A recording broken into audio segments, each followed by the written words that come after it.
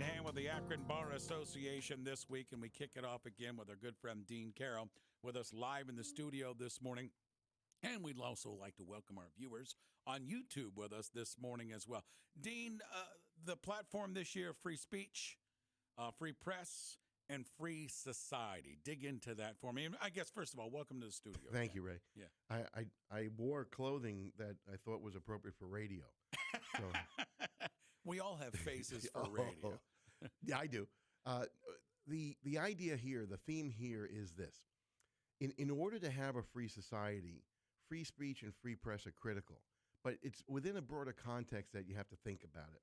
So, for example, when you think about the Constitution and then the Bill of Rights or the amendments to the Constitution, they're really performing two different functions. One, the Constitution describes how government is to be created. Article 1, 2, and 3, Congress, the executive, the judicial branches. The theory of the people who wrote the Constitution was that they were concerned about consolidation of power. They were concerned about tyrants. That was their history. They had just come off of King George III. And so their effort was to prevent the consolidation of power by dividing power between the three branches and creating checks and balances. Well, that deals with the structure of government and government entities controlling each other. But when we think about the amendments, especially free speech and free press, what we're now thinking about is the power of the people to call government into order, the power of the people through the press or speech to say the governor is doing the wrong thing. And so it shifts your thinking a little bit from government controlling each other to people controlling government. And so when we think about that, you remember in high school you talked about John Peter Zenger. Do you remember the Zenger case? Yeah. Okay, it's a vague memory of it. Well, he was a newspaper publisher in 1730s. And he's writing about the royal governor. He's saying this guy is an idiot. Now, he doesn't use that word, but the governor is dismissing judges. The governor is dismissing the assembly. The governor is mandating his higher pay. Well, Zenger begins to write articles about that, and guess what happens? The governor charges him with a crime. So this is 1735. Yeah. And the jury, which is made up of public people, regular people, citizens, acquits him. Even though he said these things, and they admit he said these things, they find him not guilty. Well, that's not a real deep precedent in our legal system because it was colonial time. But it really sets the stage for why we have free press and why we have free speech. And if you think about recent history, more recent history, you can look at the Pentagon Papers. You know, we published the Pentagon Papers because it revealed what government was doing wrong. False information was being given by the Johnson administration to the people. And the New York Times publishes that. The Washington Post publishes that and reveals to the citizenry of the United States that our government is deceiving us. And so that's a good indicator of why we have the power of the press, why we have free speech. Is it muddier now, obviously, than it was 300 years ago? Actually not. No. In anticipation of this, I've been reading a lot about the history of the United States and the presidency and government and people. And there were times when worse things were happening. I mean, newspapers were being destroyed. People were being sued inappropriately. Now, on the other hand, the press has always been aligned one way or the other, right or left or middle. Mm-hmm. So I guess the message I would say give to people is this. This is not a terribly unusual time. But what I learned from history is that it's critical in times like this and every other time when this has happened that you have the protections of free speech, that you have the protections of freedom of the press.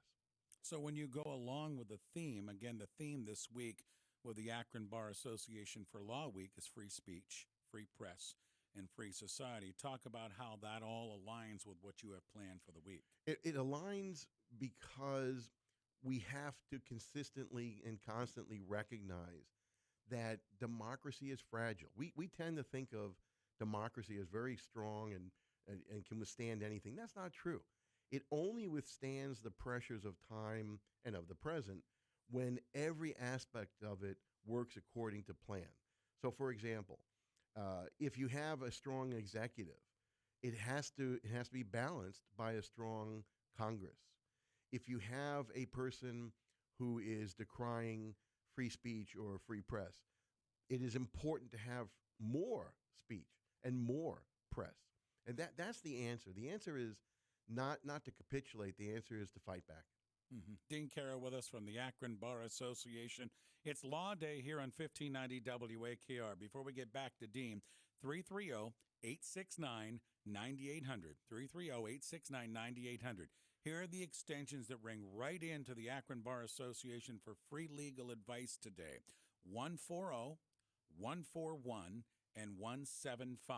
Extensions 140, 141, and 175. 330-869-9800. Members of the Akron Bar Association are there at the phones right now. We do this until 10 o'clock this morning with the Akron Bar Association. Take advantage of this opportunity. Dean, what about the rest of the week for the Akron Bar Association? The rest of the week, well, today we have lawyers on divorce, child custody, personal injury, immigration, criminal law, employment, trust, wills, and estates. Done a great job putting that together. Well, thank you. But it's the volunteer lawyers that really deserve the credit. Yeah. Tomorrow is the Street Law Summit.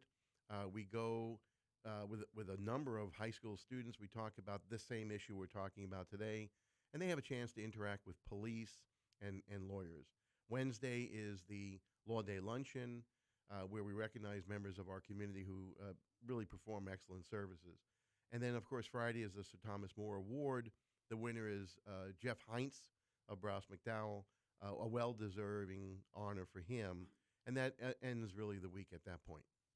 Talk to my audience today who might be getting into their first get-together with an attorney or a lawyer on the importance of picking the right one for you. And this is where that Akron Bar Association really comes in, where they can call your office and say, hey, here's where I am. Well, we have an attorney referral service through the bar. Right. It's an excellent opportunity for people to go to a neutral place. We're not advertising as you would hear on the television. We're trying to give you a lawyer who is in the subject area you need. So let's say, for example, divorce. You might want a male, you might want a female, you might want someone with a great deal of experience because you have a complex case, or you have a very simple case. So the lawyer you get is really a function of what the client wants. But I would say the most important thing is for the client to feel good about the relationship. It is a relationship, albeit short term. It's a relationship. So if you don't feel right, that doesn't mean the lawyer's bad. It just means that there's no connection. Look for a lawyer with whom you have a good connection. All right. Dean Carro with us from the Akron Bar Association. Dean, we'll let you get back to the phones. Okay. Thanks for coming in. No, thank you, Ray. We'll talk to you a little bit later on. Okay, bye-bye. There you go. Dean Carro with us. And again, 330-869-9800, extensions 140, 141, and 175, all the way until 10 o'clock this morning. Free legal advice from the Akron Bar Association. They'll be joining us periodically in the studio as well today. 20 minutes after 7 o'clock at 1590 WAKR. Don't forget, in about 15 minutes or so, Dr. Gary Riggs, our veterinarian, on your pets. He'll be in our studio. Ray Horner with you on a Monday morning, 1590.